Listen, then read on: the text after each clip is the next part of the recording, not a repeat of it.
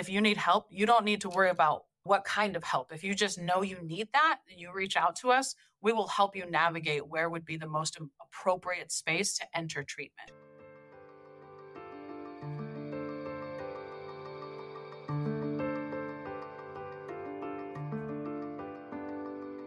Hi, I'm Jeff Holden. Welcome to the Nonprofit Podcast Network. Our purpose and passion is to highlight a nonprofit organization in each weekly episode, giving that organization an opportunity to tell their story in their words to better inform and educate the respective communities they serve, as well as provide one more tool for them to share their message to constituents and donors. Our goal is to help build stronger communities through shared voices and to both encourage and support the growth of local nonprofit organizations through podcasting. Thanks to our founding partners for their foresight in helping us transform the way conversations start. CapTrust, fiduciary advice for endowments and foundations. Runyon Saltzman Incorporated, RSE, marketing, advertising, and public relations creating integrated communications committed to improving lives. And Western Health Advantage, a full-service healthcare plan for individuals, employer groups, and families. If we haven't experienced it personally, we've certainly seen it. It could have been a family member, sibling, spouse, child, or even dear friend, maybe a coworker. It costs our communities, our workforce, and our families incomprehensible amounts of not only money, but time and energy that could be so much better spent. And it's preventable. It's a difficult and extremely challenging process for those we know with a substance use disorder to come to the realization, admission, and then to take the action so necessary to get on the road to wellness. Today, we're going to be addressing specifically that issue, how one gets into recovery with the necessary and proper treatment to begin the journey, the how, and even in some cases, the where. And we're talking about an organization that has the program down pretty well after nearly 50 years of service to the community, rebuilding lives and families. My guest is Victoria Blacksmith, CEO of both Granite Wellness Center and the Granite Wellness Center Foundation. A first-generation U.S. citizen, her people originate from Guadalajara, Mexico. She is currently a clinical psychologist doctoral candidate and is passionate about research and addressing historic inequities our minority populations experience. Her research on mental health has led her in the direction of the restoration and acceptance of cultural practices and values that have since been abandoned, removed, or outlawed. She has served as executive director for the Friendship House Association of American Indians, as a supervising detention officer in Yolo County, and provides individual psychotherapy in her private practice. Her awareness and familiarity with those in our community experiencing substance use disorder and its greater effects is well understood, and our conversation provides some great insight into both the gains that are being made addressing this issue, but also the limitations and challenges we're having in getting more done. Victoria Blacksmith, welcome to the Nonprofit Podcast Network. Thank you for having me. Granite Wellness. I mean, the name alone conjures up images of stoic health. It's solid. And you're one of the largest substance abuse and related behavioral issue organizations in the region, correct?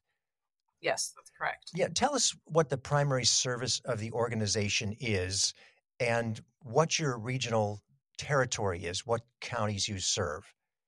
Okay, well, thanks for having us, Jeff. Happy to be here. So Granite Wellness Centers is primarily located in Placer, Nevada County. So we have our largest location is in Grass Valley. It's what we call the campus. And that is kind of your one-stop shop. Essentially, every single service we offer is available in that campus in Grass Valley. We also have locations in Nevada City. We have locations in Truckee, Lincoln, Auburn, and Roseville. So we span both Placer and Nevada. However, we do provide services outside of just Placer and Nevada. Essentially all surrounding counties we have some contracts with. So Yolo County, Amador, El Dorado, Sutter, all of the kind of surrounding counties. And I think it's because we have such a vast array of services available kind of under one roof. It makes it really easy to follow that individual through their treatment process. And then it just makes it so much easier on the client themselves to not have to go, from one place to another. So the main focus of what we do is substance use disorder treatment. And we treat adolescents, all the way through adulthood at varying locations and levels of care. So we also treat individuals with co-occurring disorders. So that's individuals that have a mental health disorder that is either originated as a result of substance use disorder, or the substance use disorder is exacerbating it. It's making it more difficult for them to function. So it's an array of services of preventative. We have outpatient services, intensive outpatient, residential treatment that varies a couple of different levels. So essentially anything you need when it comes to substance use disorder, Granite Wellness can provide. And I'm going to ask you a question. This isn't one we talked about, but I noticed it in your language right now and also on the website. Substance use disorder versus what we would have normally said substance abuse, one and the same, rephrased for a reason? Yeah, absolutely. So I think the DSM has made some changes over time on different disorders, what we call them, and reducing the stigma around it, right? Because I think when you look at the term substance abuse, you immediately have a negative connotation with the word abuse, right? And so we know that substance use disorder is a spectrum, right? Because we have individuals that absolutely have no problem engaging in a couple of alcoholic drinks or recreational marijuana use or whatever that looks like. And then it goes all the way to the other end of the spectrum where now their life has become unmanageable. So it's a spectrum. And I think changing the language to substance use disorder removes a lot of that negative connotation, that negative stigma that I think people experience even when trying to get help. Mm-hmm. And I agree. I think that's a great choice of words for a diagnostic of some sort, because it is not only is it a disorder, but it is a spectrum. Some people, it's 2 or 3 drinks. Some people it's a 6-pack in an evening. And it really is something that can be managed better, I think, if you understand where you are in the spectrum as well.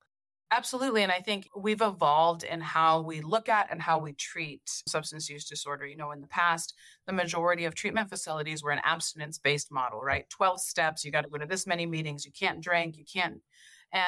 What we've learned and what the research tells us is that doesn't work for everybody. It's not a one size fits all. And so a harm reduction model, which is the language that you hear a lot as well, is what we focus in on as a social model, not necessarily a medical model. So we're taking a look at not just the individual and the circumstance that they find themselves in, but let's go another step, broader than that. What does the environment look like? What does their social supports look like? What does their family look like? And how do we support all of those different components to create an environment where they can better function, right? Where they can have better quality of life. And for some individuals, that means abstinence, but for other individuals, it might mean something else. Just for the benefit of the listener, on your website, your services are overwhelming in some cases. And I can only imagine the requirement that you've got to have them all practiced. But you've got inpatient programs, outpatient programs, medical services. I'm reading this: detoxification, DUI classes, recovery residences, adolescent treatment, parents and family services, life skills and wellness, even testing services. That is a comprehensive list of services for care. Give us a little bit better understanding about the depth of those services and maybe what you see as most frequently used. Yeah, definitely. So one thing is our website, it is a lot and it is under construction. So you're going to be seeing a completely new website in the weeks to come to make it a little more user-friendly, easier to navigate because there is a lot, right? So I think the number one need that we're seeing our county providers and the individuals that we work with seek is detox services. So that is an individual who is currently utilizing substances and requires a medically monitored detoxification from that drug. At times, it will require the induction of certain medically assisted treatment, right? So different drugs that'll help them get through that process. And that's the number one need, followed by just standard residential treatment. So individuals that need, they need to come and live with us for a little bit and have a change of environment and really focus 100% in on their recovery and themselves.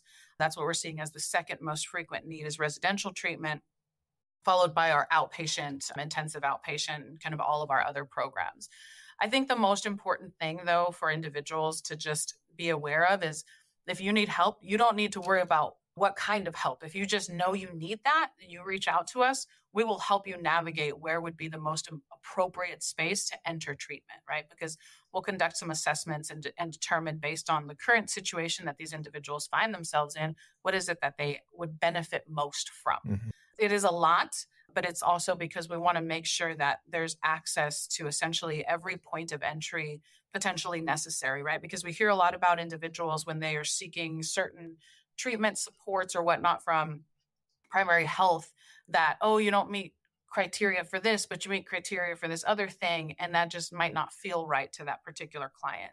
And so in this space, we do definitely take into account what is it that they're saying they need, assessing, and then inserting them in all of these components. And for one of our clients, if we, let's say, put them in an outpatient setting and they're like, oh, my cravings are really high, I'm not feeling safe in this setting, I think I need a little bit more, we will absolutely elevate their level of care to keep them on that journey. And if I'm not mistaken, 2 of those are inpatient. So detox and resident services obviously are inpatient, and the third is outpatient. What volume can you handle on detox?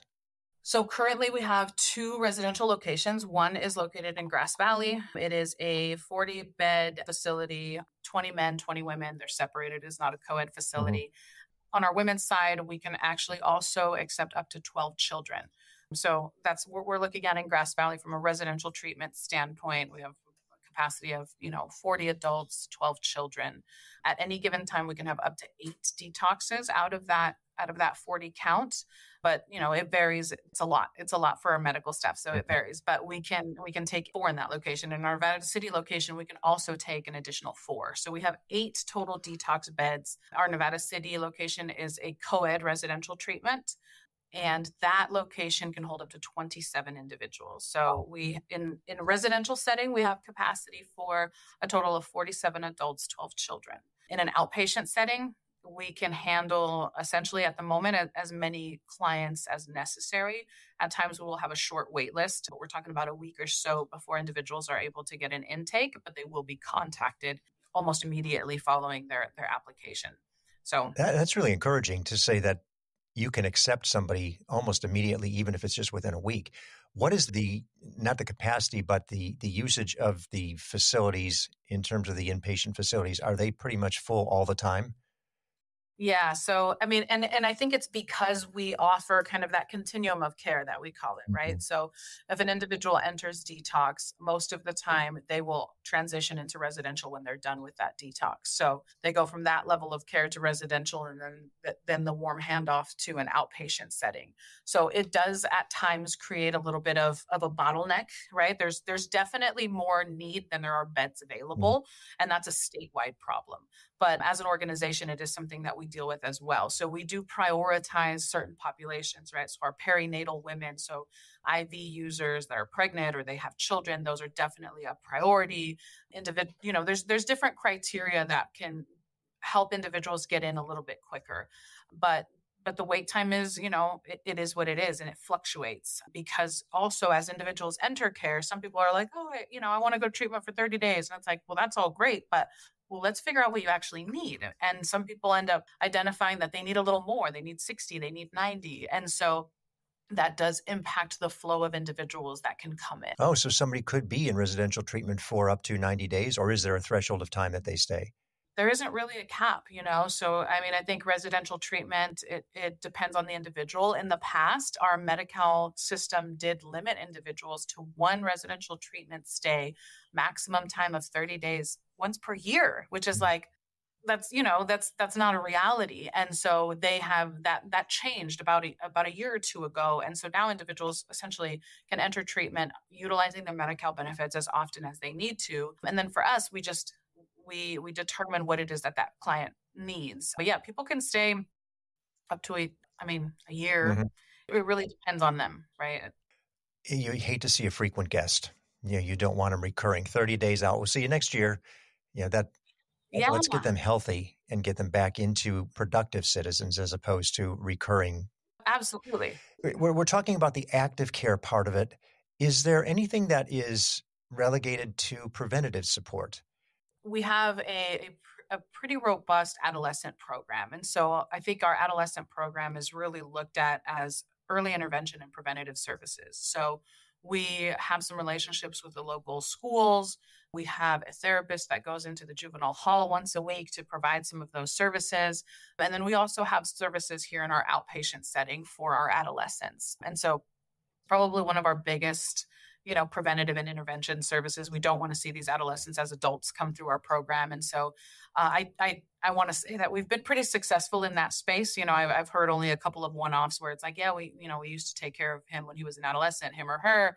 And now, they're entering residential. However, that's also a pivotal time. If we get what we call a transitional age youth, a youth 18 to 24, extra supports are given to them, even if they enter a residential treatment center setting, because we know how important it is to support them when they're in those early stages, and that could prevent them from coming back later. So adolescent is one. We have an amazing Mothers in Recovery program, and I would consider that a preventative program as well because it involves the child, right? So while mom is receiving treatment and learning to become, a better and more responsive parent, that child is also, getting some assessments done and ensuring that they have all of the supports that they need. So that would be a preventative component for that child and maybe future children.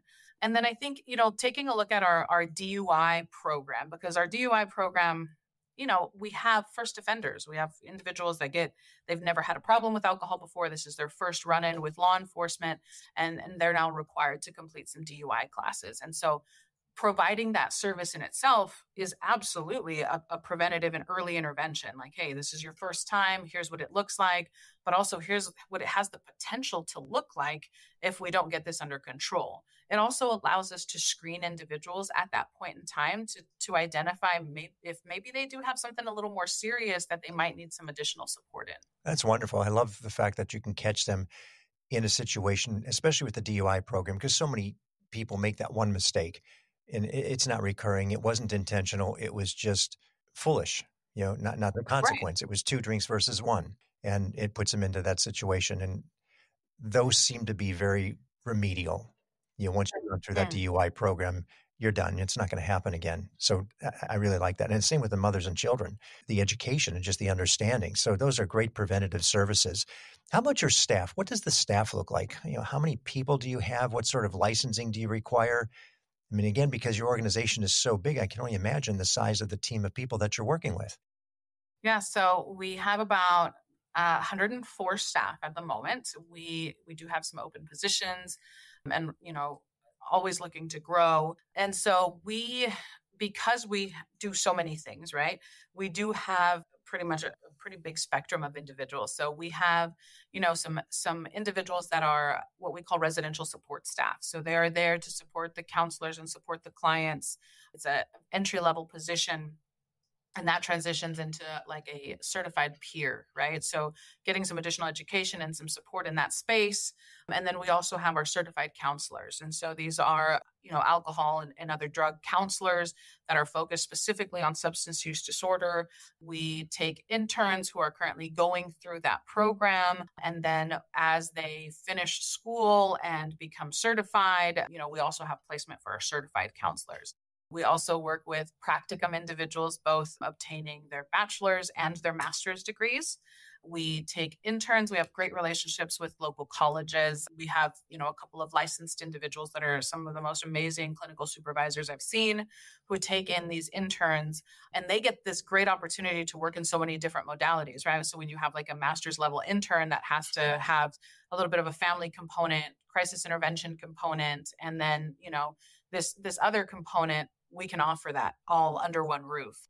And then, we have other individuals who provide maybe more of a specialized approach to some of these populations. So we have therapists that are solely focused on our adolescent team. We have therapists that are solely focused on our mothers in recovery, and then therapists that just do a little bit of everything. So it's a lot of moving parts all at once. Well, 104 is a lot to begin with.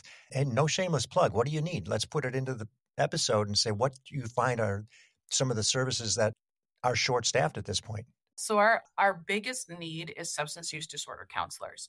And I think that the gap exists because some people might not know what that profession really is. I think a lot of people go directly licensure route, which is absolutely understandable, but there's also an opportunity to give back to your community, provide that direct kind of clinical support without all of those additions. And that is where we're finding ourselves having the biggest gap. And so what we also offer is if people are interested in that, they have some interest in mental health, but they don't know how to obtain certification, or they might have some financial barriers in order to do that. We offer all of those components with individuals. So I think it's a beautiful thing to take somebody that's really green but has the great heart, and to be able to mold and mentor and teach them all of the amazing things that come with taking care of our community and engaging in somebody's treatment process. And so, but we also welcome our very experienced individuals that bring a wealth of knowledge to the field as well. But substance abuse disorder counselors, if you're interested, if you don't know what it's about, check out our website, send us a little message. We will walk you through. We'll be back with Victoria Blacksmith on the next steps one takes to get engaged with Granite Wellness right after this. I was in the media business for over 35 years and had the great privilege of working with Runyon Saltzman, RSE, Marketing, Advertising, and Public Relations.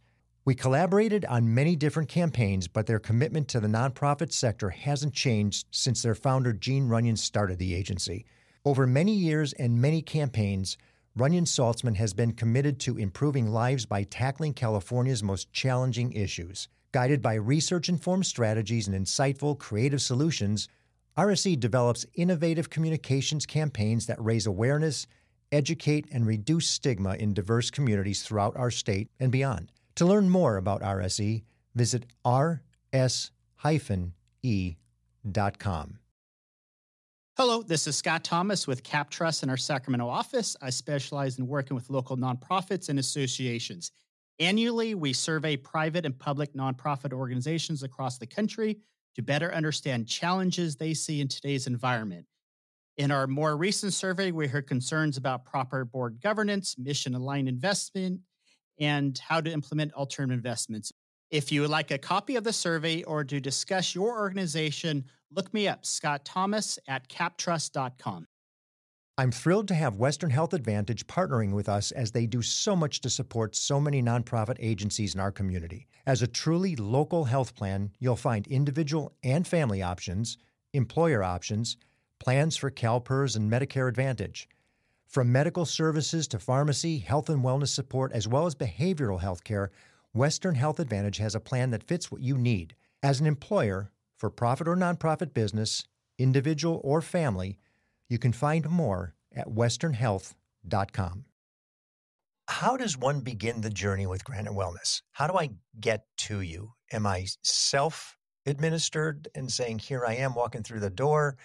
Am I brought to you through a program? Does the school recognize the student with a challenge? Is it law enforcement? How do we get to you as somebody in need? It's a great question. And actually, all of those are entry points. So we do have direct relationships and contracts with our county partners. So Placer County, Nevada County, Yolo County, right? So if these individuals are Medi-Cal recipients in those particular counties, they can go directly to their county and seek that support. If they're having difficulty doing that, they can approach us and we can initiate the conversation with that county. We also accept all private insurances except for Kaiser and Medicare. And so if individuals have private insurance and they're interested, they can jump on our website and hit the contact us page. Somebody will get back to you within 24 hours to navigate that piece. But we do also work with a lot of law enforcement agencies that call us directly. But we have a lot of individuals that just reach out. They reach out and we're their first point of contact and we just help them navigate those pieces. How about collaboration with other nonprofit organizations in the counties? Do they also bring people to your services where they're over capacity? They can't handle that many? Yeah, I think we have a lot of great relationships with local entities. And then in some areas where we know that we don't have the capacity to serve, we will refer out and they will refer in. So I really, I like to look at what we do in the nonprofit world, especially when it comes to behavioral health. There's no competition here. We're all trying to heal our communities. And so however we can work best to support them, whether that's a referral out or what have you, then that's what we do. We meet the client where they're at. And so here we work a lot with some of our like housing county partners so that we can support clients getting into long-term housing. We work with some of the partners that do medication assisted treatment here in Placer County so that clients can receive some take-home medications or whatever it is that they may need. But we absolutely partner. And if anybody's interested in partnering, let's have a conversation. I love that comment right there, because I know through the program of many of the organizations, they're at capacity. And their biggest frustration is they just can't serve anymore. We know the need is there. And because you have such capacity, it just makes sense for their overflow to possibly be handed off into another treatment program or care facility where they can get the appropriate need. And that's amazing to know.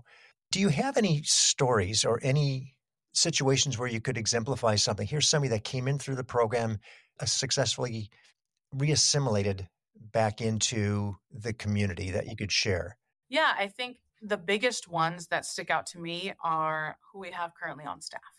And so I think we have a lot of clients who have, a great experience when they're in treatment and they're able to get their families back together, right? Women who get reunited with their children. There's a big family component of what we do. We provide some family therapy as well. It's a component of additional kind of support and services, right? Like individuals want to go on a weekend pass. Let's make sure we've got your family involved in our treatment process. And so in those spaces, what we've seen individuals who start in residential, they have their family engage with them in treatment. And we see them go to outpatient. We see their family continue to get also that additional support through the community. And then we will hear, I'll be back, because our policy is 1 year. You got to give us 1 year being out of the program. And we will consider you for an entry-level position with the organization. We will put you through training to become a peer. And so we have had individuals who, this is our 50th year in business, by the way. So we've had individuals that have come through our program, have successfully graduated, have come in through an entry-level position, have gone back to school and received higher education and are now in administrative positions in the organization. And so those are some of the most beautiful stories because you get to continue to watch the story play out, but then you also get to watch these individuals kind of pour their own story and their own experience and energy back into the organization and into our community. That's the familiarity part where hey, I've been through this. Don't tell me you can't do it. I've been through it. Right. I'm here. I'm with you. I understand. That's amazing that you have the semblance of people who go through the program and then come back in to look for employment. Wow. Yeah, absolutely. Yeah, I would imagine in many cases, it's probably not the situation. Who wants to go back? I don't want to revisit that situation ever again. We've only skimmed the surface of the significance of what the organization provides. I mean, the complexity of support that you've got, I can only imagine the complexity of compliance that you've got, that you have to fulfill for the state and for all the other services. But it's a huge, huge benefit. Some things are changing. We talked a little bit about this in the pre-call, and you had some exciting news that you are now engaged with on some additional programs, which is why I didn't ask, are you multilingual?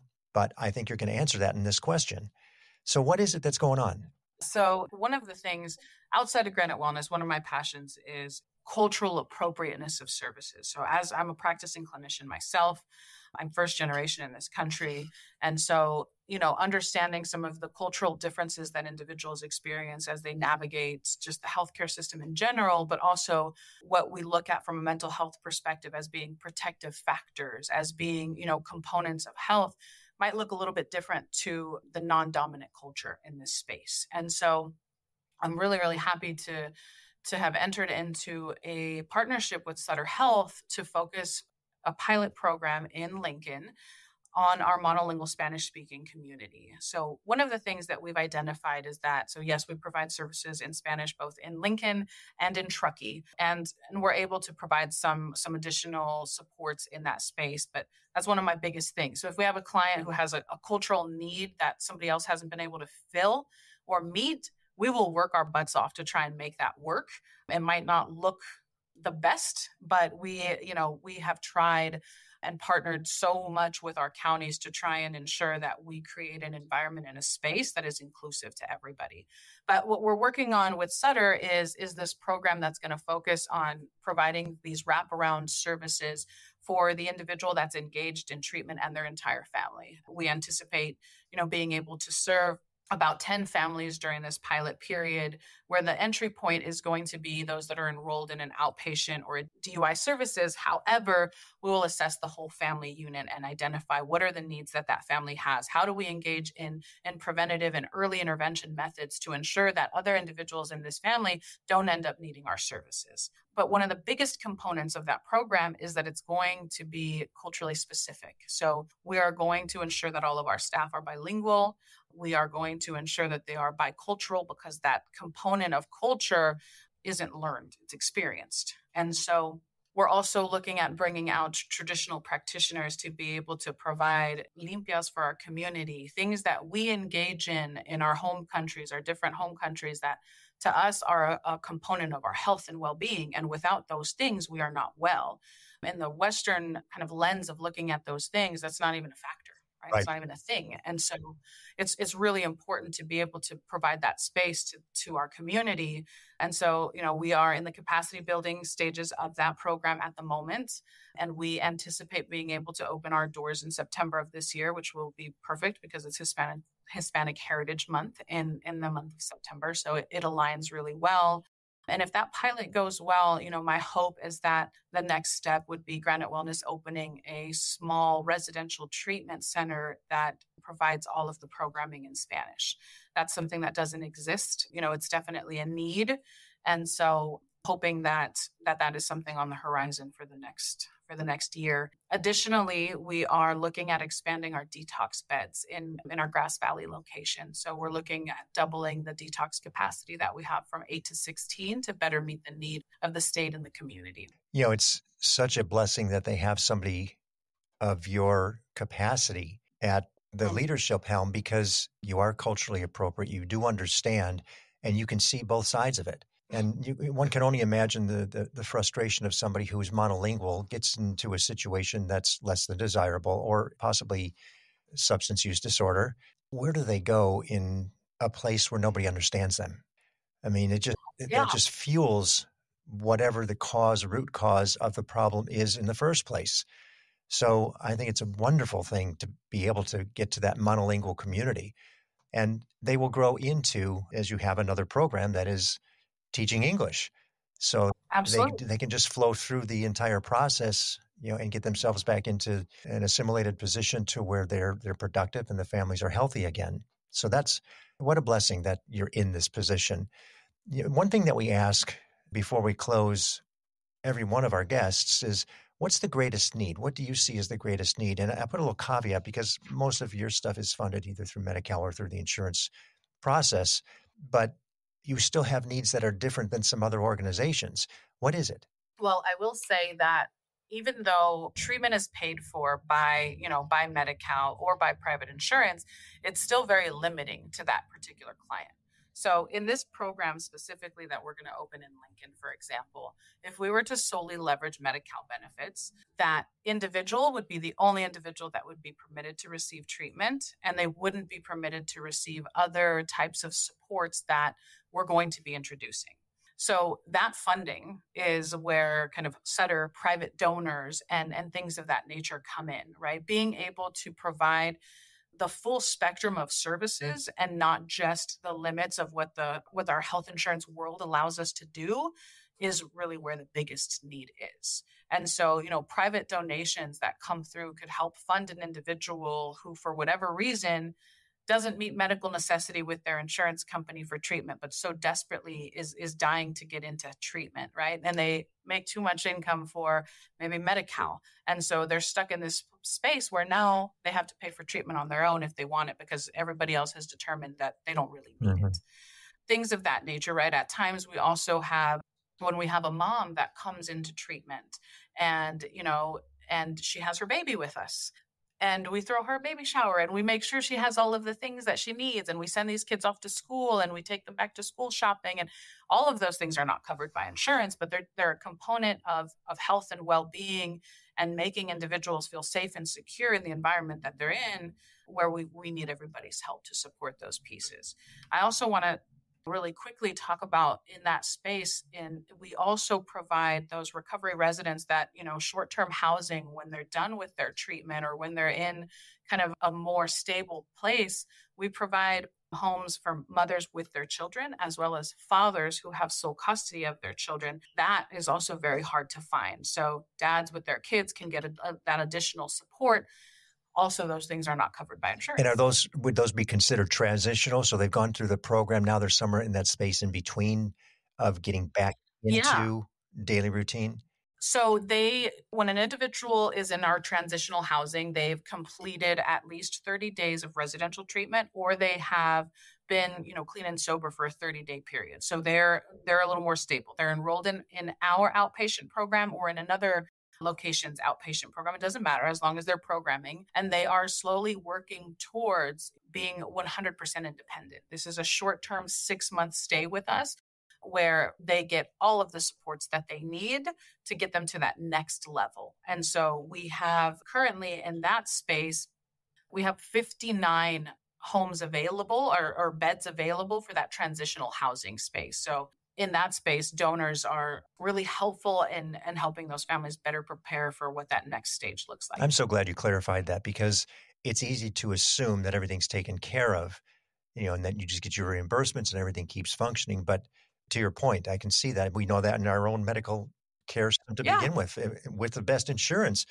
No, that condition's not covered, or no, you're going to pay for that out of pocket. And, are underserved and most vulnerable, that's the last thing they have is money for care. They're worried about rent and car and getting back and forth to work or their children or whatever it may be. So, and, God forbid, the last thing we want is for them to end up falling into homelessness where they don't have a place to go and they don't have shelter, because that's just a cascading cycle of not good.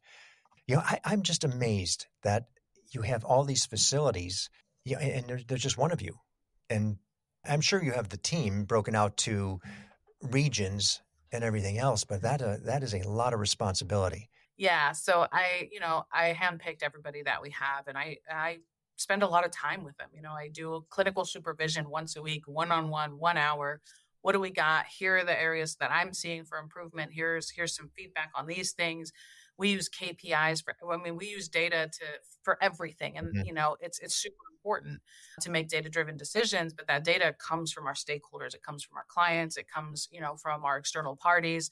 And so we're a work in progress. Yeah. I think the biggest thing for me is I need to have the control in that space, and I need to limit what they tell me we can do with the funds, because that's how we end up in the position that we were in before. Right. And so I think the relationship that I've developed with Sutter is great, because it's very flexible in that space where they have fully acknowledged, okay, you're the expert in this space and you have the accolades behind it. We're going to let you do your thing. They do want me to collect some data, which that's my thing too, right? So I'll be able to show them the data that shows that it works. And so I think it has the potential to grow into a much larger partnership, and to also start including other healthcare systems like that, because it's only going to benefit them. Well, I have to thank you for what you're doing. You have a massive role to play in the organization and managing everything, but your team as well, all 104 plus. But nonetheless, it's so significant and so necessary to have an opportunity to have the ability to walk in when you need care, when you know that something's wrong, especially if you have a family. And for what you're doing, for what Granite Wellness represents, it's just such a comprehensive program, from start, diagnosis, treatment, transition, back is just incredible. So thank you for sharing the story, and we just appreciate what you do and what your team is accomplishing. Thank you, Jeff. Thank you for listening to the Nonprofit Podcast Network. I hope you enjoyed the episode. If what you heard moved you, please reach out to that organization and do what you can to help. If you like and appreciate what we're doing to support local nonprofits, please give us a positive review, subscribe, and share. If you're a nonprofit with an interest in participating in an episode, you can reach me at jeff@hearmenowstudio.com. If you have a need for the services or products our sponsors offer, please reach out to them. CapTrust, fiduciary advice for endowments and foundations. Runyon Saltzman Incorporated, RSE, marketing, advertising, and public relations, creating integrated communications committed to improving lives. And Western Health Advantage, a full-service healthcare plan for individuals, employer groups, and families. The Nonprofit Podcast Network is a production of, is recorded at, and edited by Hear Me Now Studio.